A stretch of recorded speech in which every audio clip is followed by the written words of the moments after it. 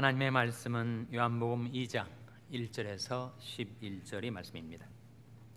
사흘 되던 날에 갈릴리 가나에 혼인이 있어 예수의 어머니도 거기 계시고 예수와 그 제자들도 혼인의 청함을 받았더니 포도주가 모자란지라 예수의 어머니가 예수에게 이르되 저에게 포도주가 없다 하니 예수께서 가라사대 여자여 나와 무슨 상관이 있나이까 내 때가 아직 이르지 못하였나이다. 그 어머니가 하인들에게 이르되 너에게 무슨 말씀을 하시든지 그대로 하라 하니라. 거기 유대인의 결례를 따라 두세 통 드는 돌 항아리 6이 놓였는지라. 예수께서 저에게 이르시되 항아리에 물을 채우라 하신즉 아그까지 채우니 이제는 떠서 연회장에 갖다 주라 하심에 갖다 주었더니 연회장은 물로 된 포도주를 맛보고 어디서 났는지 알지 못하되 물도온 하인들은 알더라. 연회장이 신랑을 불러 말하되 사람마다 먼저 좋은 포도주를 내고 취한 후에 낮은 것을 내거늘 그대는 지금까지 좋은 포도주를 두었도다 하니라. 다 즐기시겠습니다. 예수께서 이 처음 표적을 갈릴리 가나에서 행하여 그 영광을 나타내심에 제자들이 그를 믿으니라. 아멘. 할렐루야. 서로의 평강의 복을 기원하는 마음으로 샬롬 인사 나누시기 바랍니다. 샬롬. 샬롬. 오늘 다 앞에 찬양대가 평화의 기도, 정말 샬롬의 기도죠. 은혜로운 찬양 잘 불러주셨습니다. 제가 하나님의 은혜로 휴가를 마치고 무사히 돌아왔습니다. 제 부주 중에 강단을 지켜주신 우리 교회 목사님들, 또 재단을 지켜주신 성도님들 여러분들께 감사를 드립니다. 예수님이 세상에 오셨을 때 이 세상에는 시험도 많고 죄악도 많으니 예수님이 세속을 피해서 산속에 올라가 사셨는가? 탈속하여 사막에 들어가 사셨는가? 그렇지 않고 우리 주님은 생활 속에 우리와 함께 사셨습니다.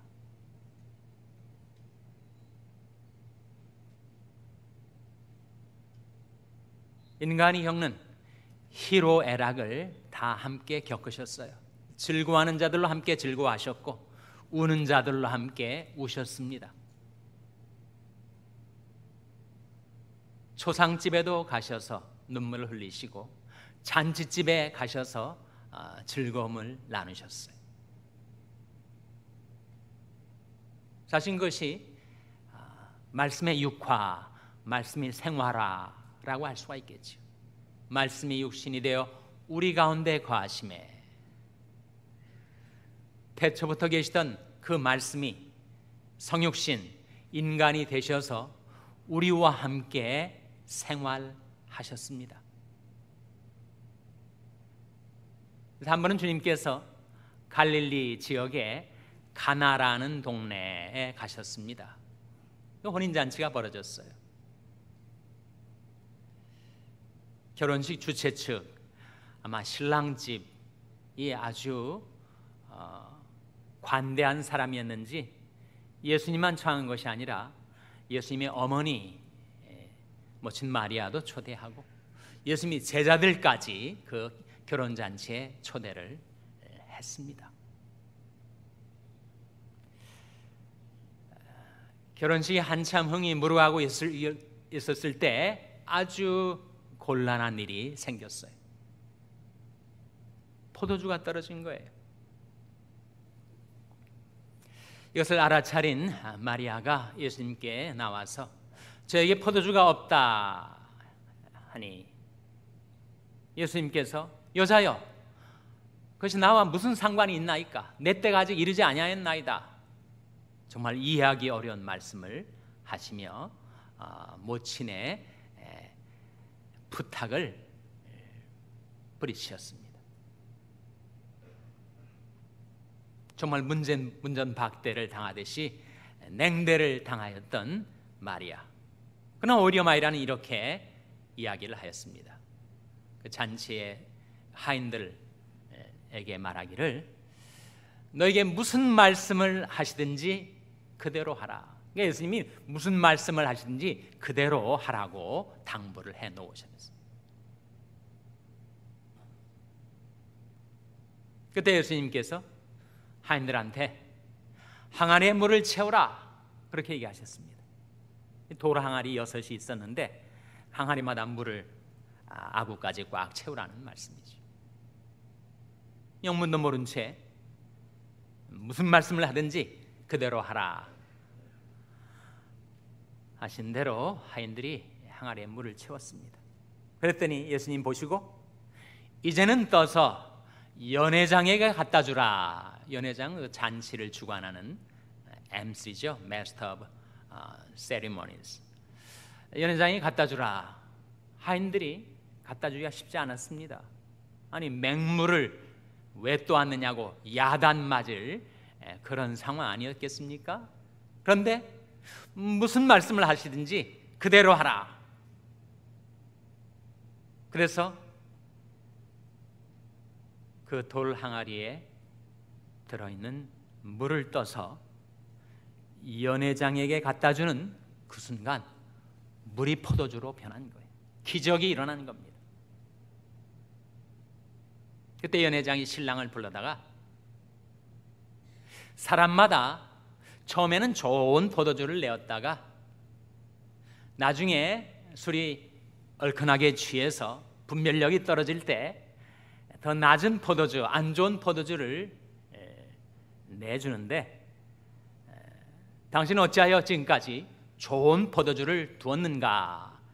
연회장이 신랑을 칭찬했어요.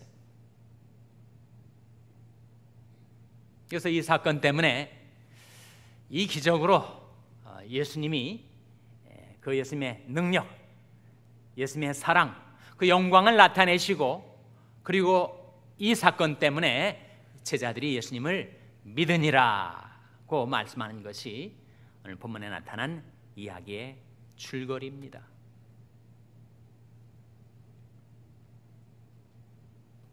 우리 삶 속에서도 뭔가 떨어질 때가 있습니다. 문제가 생길 때가 있어요. 문제 없는 인생은 없죠. 무덤에 누워있는 사람에게는 문제가 없을 겁니다. 우리가 살아 움직이는 한 문제는 항상 예상치 않게 터지게 마련이에요. 근데 문제가 생겼을 때 그때 그 문제를 어떻게 해결할 수 있는가 하는 그 길을 이 이야기는 우리에게 교훈해 주고 있습니다. 문제 해결의 두 가지 길. 저에게 포도주가 없다라고 하는 마리아, 모친 마리아의 보고 예수님한테 그 문제를 가지고 나온 거죠. 저에게 포도주가 없습니다.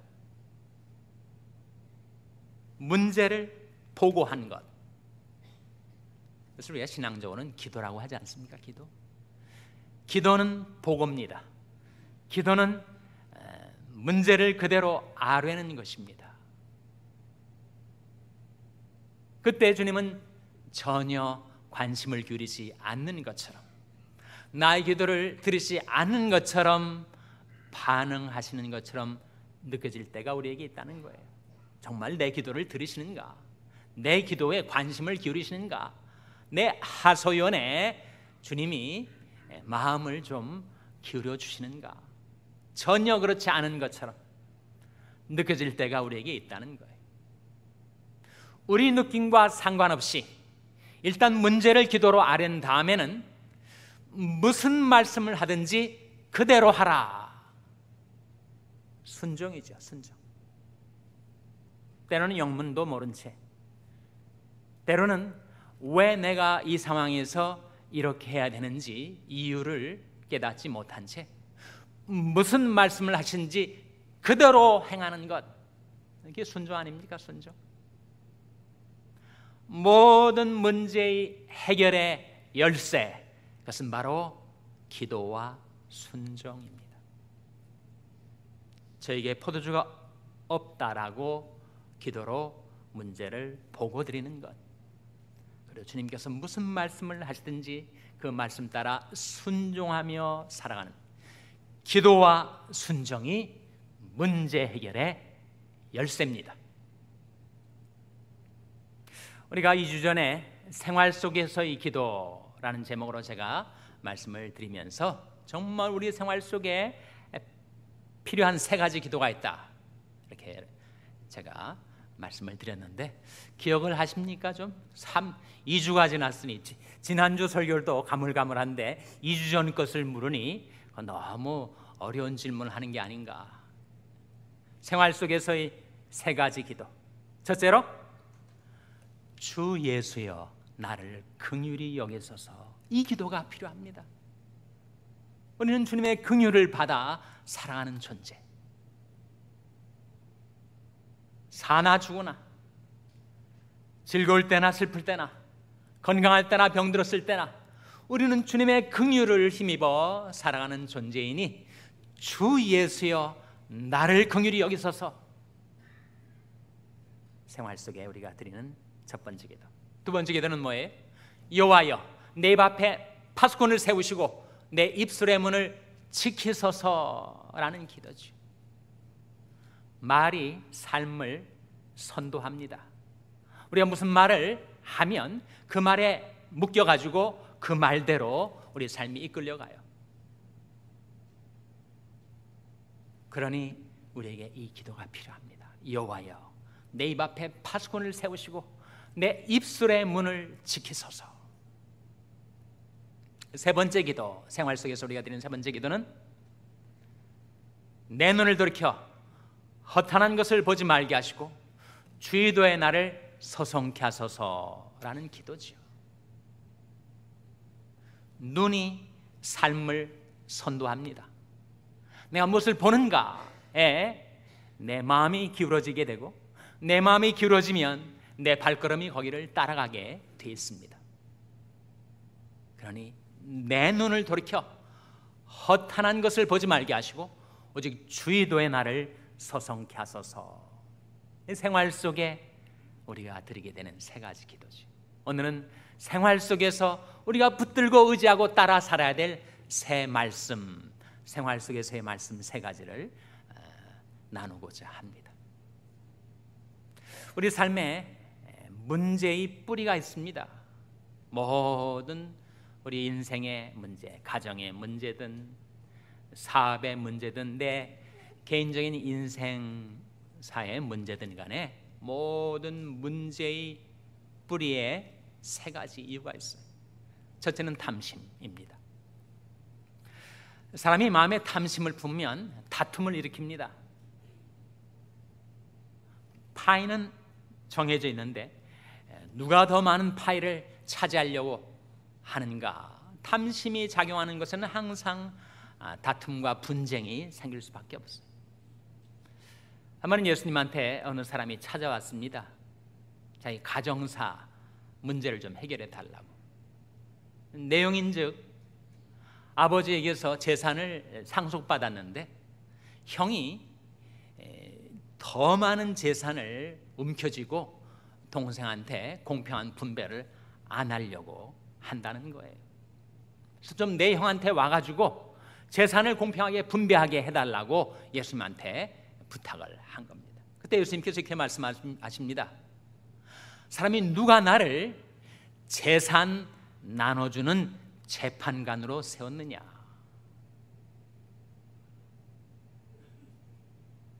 유산 분배일에 왜 나를 끌어들이려 하느냐, 말씀 아니겠어요? 그런 다음에 누가복음 12장 15절에 이렇게 말씀하십니다. 삼가 모든 탐심을 물리치라. 사람의 생명이 그 소유의 넉넉한데 있지 아니하니라. 그렇게 말씀하셨어요. 삼가 모든 탐심을 물리치라. 모든 인간의 불행, 근심, 걱정, 번민, 고뇌가 어디에서 생기는가? 욕심에서 생긴다는 거죠. 탐심에서 생깁니다. 그 탐심 때문에 하나님을 저버리고 우리가 우상을 쫓아간다는 거예요. 만몬을 섬긴다는 겁니다. 그래서 성경은 탐심은 곧 우상 숭배니라. 탐심을 품으면 더 많은 것을 갖게 되고 더 높은 것에 이르게 될 것처럼 생각될지 몰라도 탐심은 인생을 망치는 것. 탐심은 인간관계를 불화하게 만드는 것. 이 잠언 말씀에 탐심은 다툼을 일으키지만 여호와를 의지하는 자는 풍족하게 되느니라, 그런 말씀이 나오죠. 그래서 예수님께서 그 재산 분배 요청을 한 그 사람에게 말씀하시기를 삼가 모든 탐심을 물리치라. 사람의 생명이 그 소유 넉넉한데 있지 아니하니라. 재산이 많다고 그 생명이 보장될 수가 있는가? 그렇지 않다는 거예요. 인간의 행복도 그 소유의 넉넉한데 있질 않습니다. 그래서 예수님께서 말씀하신 대로 삼가 모든 탐심을 물리치라. 즉 각 사람이 시험을 받는 것은 자기 욕심에 끌려 미혹됨이니 욕심이 잉태한즉 뭐를 낳는다고요? 욕심이 잉태한즉 죄를 낳고 죄가 장성한즉 뭐를 낳는다고요? 죄가 장성한즉 사망을 낳느니라. 그래서 우리는 욕심 때문에, 탐심 때문에 싸우고 다투고 분쟁하고 해치고 서로를 상하게 하고 망하게 만드는, 거기에 생명도 안전도 행복도 거기에 보장이 없는데 그 탐심을 물리치라. 두 번째는 우리 인생의 문제의 뿌리에 교만이라는 것이 있습니다. 왜 교만이 문제인가? 교만은 무엇의 선봉이라고요? 교만은 패망의 선봉. 사람이 마음이 교만해지면 꼭 넘어지게 되어 있습니다. 어느 분야에 종사하는 사람이든 어떠한 인생의 상황에 있든지 간에 사람이 마음이 교만해지면 그는 꼭 넘어지게 되어 있어요. 그래서 여러분 가운데 지식도 많고 재물도 많고 명예도 높은 분들은 하나님이 각별하게 다루십니다. 하나님이 세세히 살피셔서 그 마음이 자고해지지 않도록 계속 다루세요. 우리 마음을 다루신다는 거죠.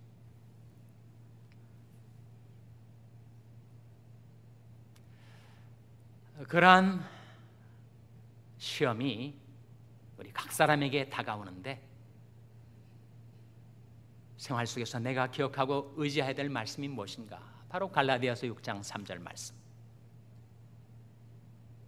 만일 누가 아무것도 되지 못하고 된 줄로 생각하면 스스로 속임이니라 하는 말씀이에요. 그 말씀을 수시로 나 자신에게 상기시켜 줄 필요가 있습니다. 우리는 자기도 모르게 내가 남보다 더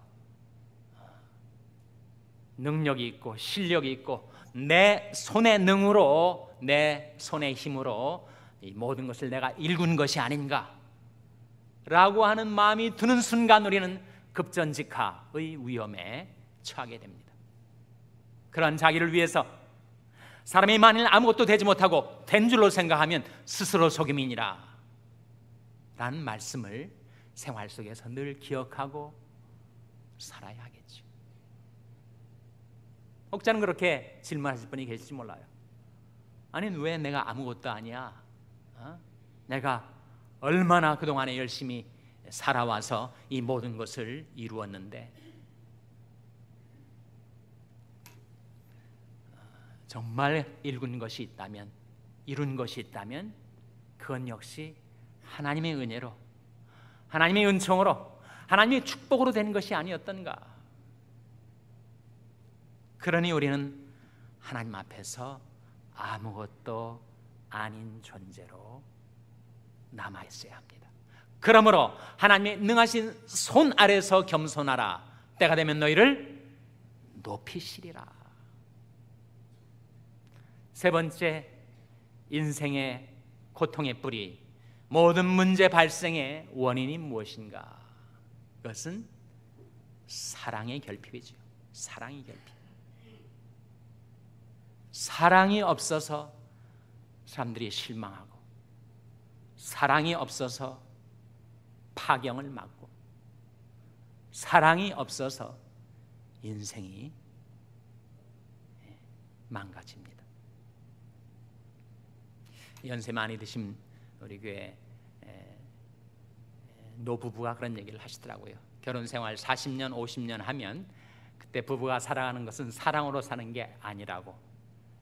그래서 사랑으로 사는 게 아니고 뭐로 사는가 제가 궁금해서 그 대답을 기다렸더니, 연세 많은 결혼 생활을 오래 하신 분들은 그때는 사랑으로 사는 게 아니라 정으로 사는 거라고 얘기를 하시더라고요. 정으로 산다. 사랑도 떨어지는 것처럼 정도 떨어질 때가 있습니다. 정내미가 떨어질 때가 있어요. 그때 어떻게 해야 될 것인가? 그때 그 문제를 예수님께 가지고 나와서, 주님, 저희 부부 간에 포도주가 떨어졌나이다, 사랑이 떨어졌나이다, 정도 떨어졌나이다. 보고를 드리라는 거죠. 일단 보고. 이실직고 하듯이, 주님, 저희 부부 안에 처음 결혼 초기에 가졌던 사랑이 떨어졌나이다, 저기에 사랑이 없나이다. 보고 드리라는 거죠. 그런 다음에 주께서 무슨 말씀을 하시든지 그대로 하라. 과연 이런 경우에 주님은 무슨 말씀을 우리 생활 속에 보내주실까요? 에베소 4장 32절 말씀에, 서로 인자하게 하며 불쌍히 여기며 서로 용서하기를 하나님이 그리스도 안에서 너희를 용서하심과 같이 하라. 몇십 년 결혼 생활을 하면 속속들이 다 알지 않아요? 근데 어떻게 여전히 인자하게 대줄 수 있고 불쌍히 여겨줄 수 있고 용서해 줄 수가 있는가? 하나님이 그리스도 안에서 너희를 용서하신 것 같잖아. 하나님이 나를 속속들이 아시는데 나를 늘 인자하게 대해주시고 나를 불쌍히 여겨주시고 나를 용서해 주시지 않았던가?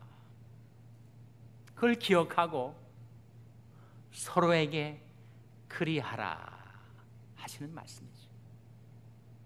다시 한번, 서로에게 서로 인자하게 하며 불쌍히 여기며 서로 용서하기를 하나님이 그리스도 안에서 너희를 용서하심과 같이 하라. 일단 보고해야 됩니다. 일단은 기도로 아뢰야 됩니다. 저에게 관용이 떨어졌나이다, 긍휼이 떨어졌나이다, 용서가 떨어졌나이다, 사랑이 떨어졌나이다. 보고 드린 다음에 주님께서 뭐라고 말씀하시는지 그대로 말씀 따라 행하는 것.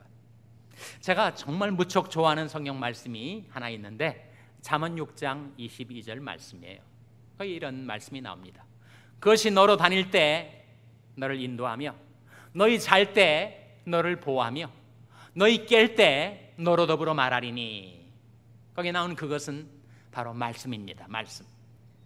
그러니까 우리가 낮에 다닐 때 그 말씀이 내게 다가와 나의 다닐 길을 인도해 주고, 밤에 내가 피곤한 몸을 침상에 누일 때 그 말씀이 나와 함께 있어서 나를 보호해 주고, 정말 하나님의 말씀이 나의 마음을 보호해 주지 않으면 우리는 정말 오만 생각 속에 숙면을 못 취하지 않습니까? 그것이 너희 잘 때 너를 보호해 주며 너희 깰 때 너로 더불어 말하리니. 아침에 깨자마자 눈을 부비고 일어나자마자 온갖 근심 걱정 세상적인 생각이 밀려 들어온다면 어떻게 평안을 누리며 살 수가 있어요? 그런데 하나님의 말씀이 내가 깰 때 내게 다가와서 내게 대화를 청하고 나로 더불어 말한다. 그것이 생활 속에서의 말씀이지.